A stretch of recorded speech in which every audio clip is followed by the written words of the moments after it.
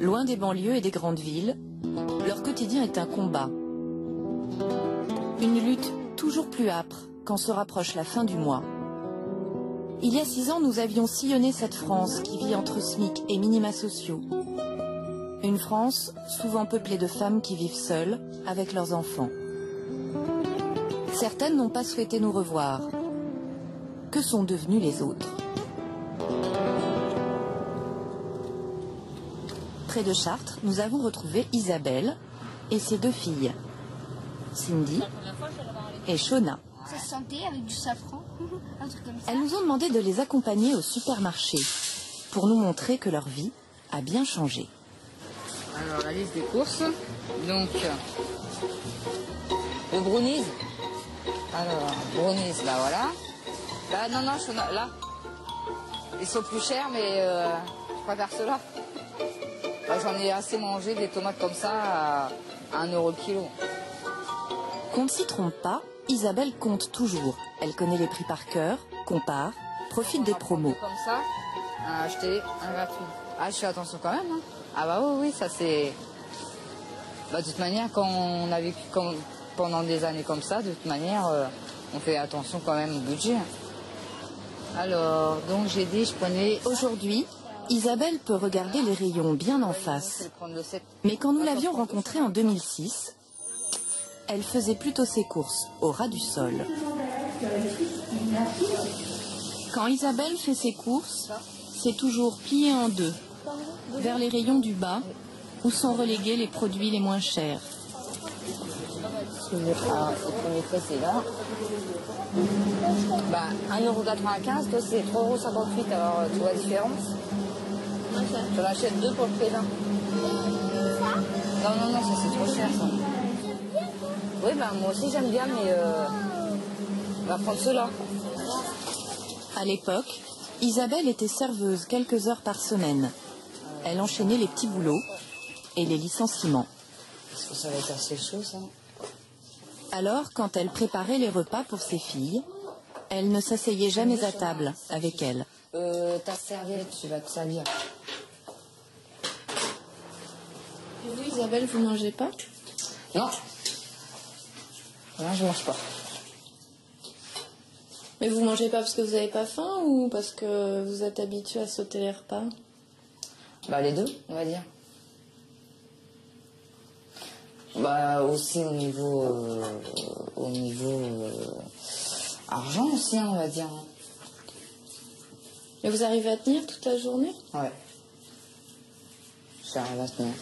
Je mange le soir.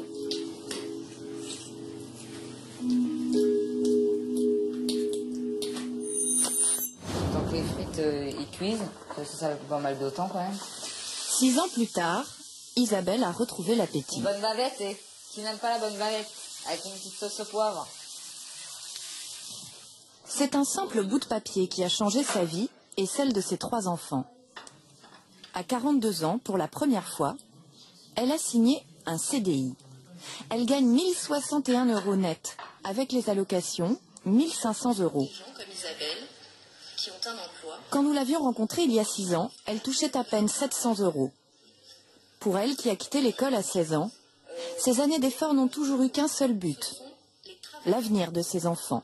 J'espère que, bon, déjà ils n'auront pas la même trajectoire que moi j'ai eue dans ma vie. C'est-à-dire? Qu'ils ont un bon travail, qu'ils y arrivent, qu'ils ont tout ce que moi j'ai pas eu, qu'ils l'ont, quoi. Faut toujours être positif. Même s'il y a des coups durs, moi je sais que je suis tombée plus bas que terre, et après je suis remontée, mais en étoile filante. Il y a 6 ans, les enfants d'Isabelle avaient conscience des difficultés financières de leur mère. À l'âge des rêves d'adolescents, leur ambition était de vite gagner leur vie, pour ne plus être à sa charge.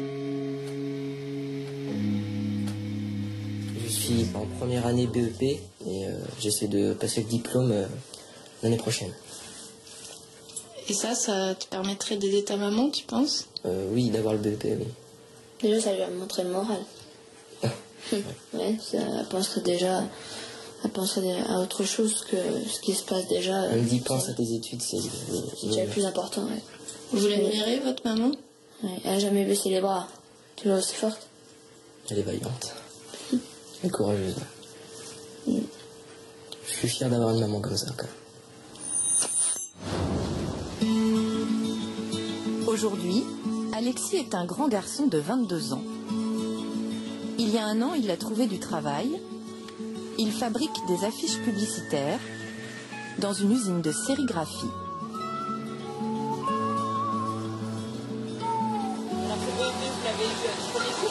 Ah bah oui, ouais. Non, j'ai bien étudié pour. C'est une fierté aujourd'hui d'avoir un diplôme? Oui, voilà, exactement. Oh, je suis content.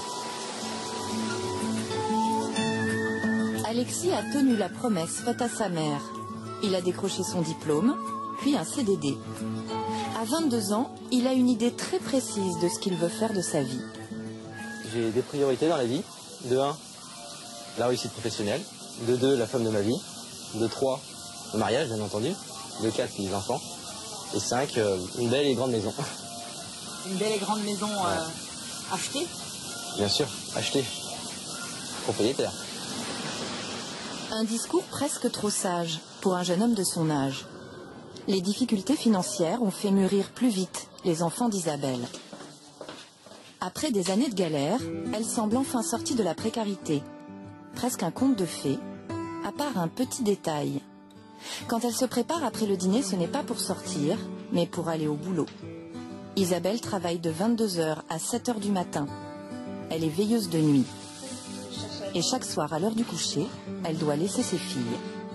Elle te manque un peu le soir, parfois, ta maman? Bah oui. Ah oui, Puis je lui envoie des messages parce qu'elle me manque. Fais votre bêtise, j'en ai pas dit.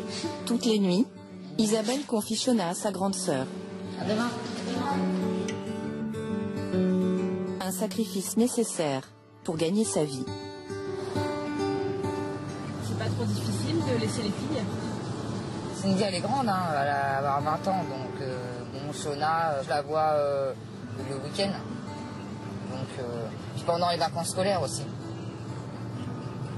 toute manière, on n'a pas le choix, hein, sinon, je travaille pas, il n'y a pas d'argent qui rentre. Hein. Travailler de nuit, ce n'est pas le job idéal. Mais pour Isabelle, c'est une chance inespérée. Les temps sont durs pour les mères seules.